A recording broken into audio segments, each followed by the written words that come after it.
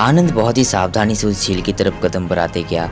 उसकी आंखें पहले ही कमल को देखकर सुन्न हो गया था।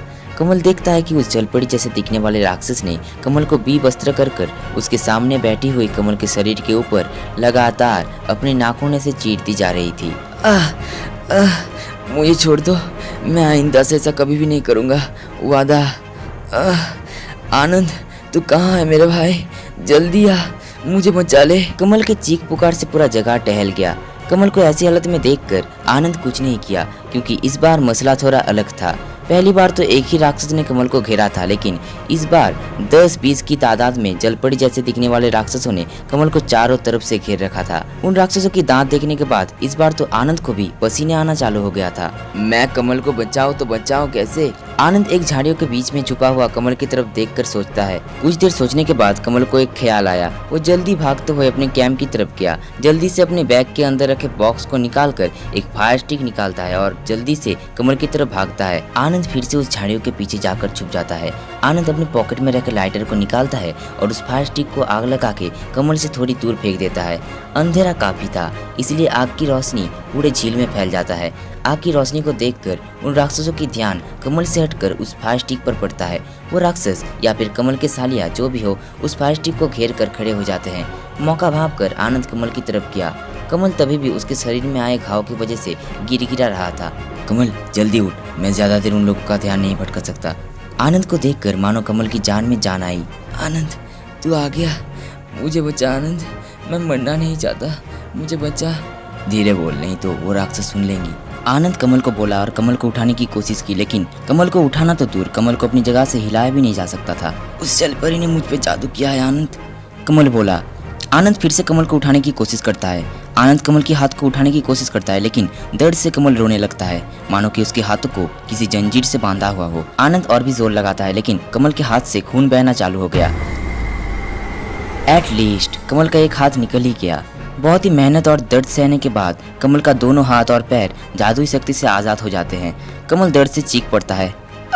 उस तरफ वो फायर स्टिक खत्म हो गया था और फिर से उन राक्षसों की ध्यान कमल पर आकर रुक जाता है। लेकिन कमल की तरफ देखते ही वो लोग हैरान हो गए, क्योंकि कमल उसकी जगह पर नहीं था, सिर्फ उसकी शर्ट वहाँ पर पड़ा हुआ था। थोड़ा नजर घुमाते ही वो देखते हैं कि एक आदमी कमल को कंधे पर उठा के दूसरी तरफ भाग रहा था। उन राक्षसों का गुस्से का पारा चढ़ गया।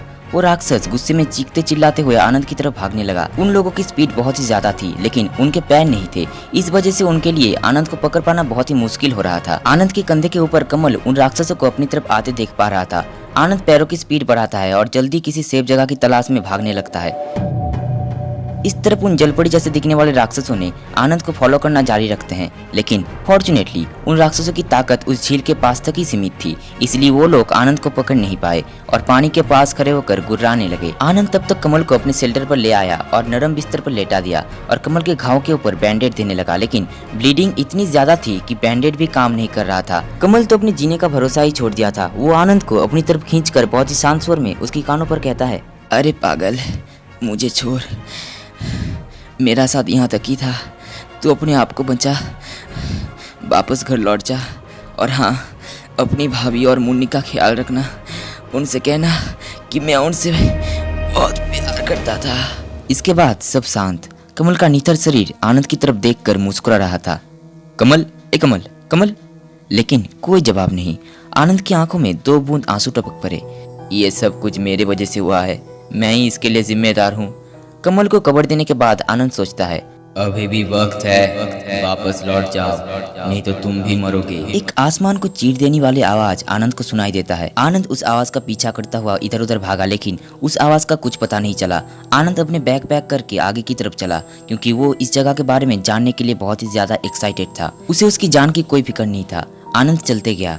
2 दिन चलने के बाद वो झील खत्म हुआ। इन 2 दिनों में उसे रात को कुछ अजीब सी धुन सुनाई देता था, जो पहली रात उसने कमल के साथ सुना था। सारा दिन बेहिसाबी चलना और रात को उस धुन ने कमल के शरीर को बहुत ही ज्यादा कमजोर कर दिया था। आनंद ने रात को जब जंगल के अंदर सोया था, तब वो बहुत से ऐसे जानवर देखा था जिससे हमारे दुनिया का कोई ताल्लुक नहीं था। एक आग उगलने वाले कछुए, 2 सर के मेंढक, जलता हुआ सांप और भी बहुत कुछ। लेकिन उसने इतने दिनों उस शेर को नहीं देखा, जिसकी वजह से वो आज यहाँ पर फंसा हुआ था। और कुछ दिन चलने के बाद उसे एक नदी दिखाई देता है। ध्यान से देखने पर समझ आया कि वो वही नदी है जो उन्होंने पहले पाया था। इसका मतलब मैं घूम फिर कर उसी जगह पर आ गया, आनंद मनी मन सोचा। आनंद नदी पकड़कर चलता गया। उसे कुछ देर जाने के बाद वो गुफा दिखाई देता है जहाँ से वो लोग यहाँ पर आए थे। आनंद असल में बहुत ही ज्यादा खुश था क्योंकि उसे घर जाने का मौका मिल रहा था, लेकिन फिर भी कमल के मन में दुख और डर दोनों ही बैठ गया। दुख तो इस बात का था कि उसकी वजह से उसका दोस्त कमल और मलई इस दुनिया में और नहीं रहे, और डर इस बात का था कि इस गुफा के अंदर ही उस शेर का घर है। लेकिन आनंद के पास दूसरा कोई ऑप्शन नहीं था, उसे इस गुफा के अंदर जाना ही होगा। आनंद उस गुफा के अंदर जाने के लिए तैयार हो गया। वो अपने एक हाथ में राइफल लिए उस गुफा के अंदर बढ़ने लगा। अंदर तभी भी अंधेरा था, बाहर जितनी भी रोशनी क्यों ना हो, लेकिन इससे गुफा में कोई फर्क नहीं पड़ता। गुफा के अंदर बहुत ही अजीब सा स्मेल आ रहा था, चमगादड़ों की पॉटी का स्मेल। गुफा के अंदर करीब आधे घंटे चलने के बाद उसे वो जगह मिल ही गया जहाँ पर वो लोग हड्डियों का ढेर देखे थे। लेकिन पिछली बार की तरह आनंद को हैरानी नहीं हो रहा था क्योंकि इस बार आनंद का ख्याल घर के बारे में था। वो थोड़ी देर चलता गया, आखिरकार उसे उसकी मंजिल मिल ही गया, उस सुरंग का एंट्रेंस गेट। आनंद खुशी खुशी उस तरफ चलता गया, लेकिन खुशी के मारे आनंद ने नोटिस नहीं किया कि उस जगह पर वो शेर अपने हाथ पांव फैला के सो रहा था। शेर को इग्नोर करके आनंद बाहर की तरफ चलता गया, लेकिन आनंद बहुत जोर जोर से अपना कदम फैला रहा था। इसी वजह से उस शेर का नींद टूट गया और वो जल्दी जल्दी आनंद की तरफ भागते हुए उस पर हमला कर दिया। अपने खतरे से अनजान आनंद तभी भी भाग रहा था, लेकिन पीछे से उसे एक दर्द महसूस हुआ और अगले ही पल वो आगे की तरफ गिर गया। उसने नजर घुमाई तो देखा उसके पीठ के ऊपर वो शेर खड़ा हुआ उसकी तरफ गुस्से भरी नजरों से देख रहा था। आनंद की आंखें फटी की फटी रह गई। वो कैसे भूल गया कि ये गुफा उस दरिंदे का घर है। आनंद बहुत ज्यादा रिग्रेट फील कर रहा था। वो शेर आनंद की पीठ पर अपना पंजा फिरा दिया था, इसलिए आनंद का पीठ दर्द से चीख रहा था। उसे अपने डिसीजन पर और अपनी किस्मत पर बहुत ज्यादा गुस्सा आ रहा था। वो शेर उसके सामने मौत का देवता बन के खड़ा हुआ था। आनंद अपनी आखिरी कोशिश करता हुआ अपनी हाथ से बंदूक को खोजने लगता है, लेकिन तभी उस शेर ने अपनी दांत निकाली और कमल की गर्दन को काटने के लिए किया। क्या आनंद उस शेर से बच पाएगा? क्या होगा आगे की कहानी जानने के लिए सुनते रहिए अनजानी गुफा। क्या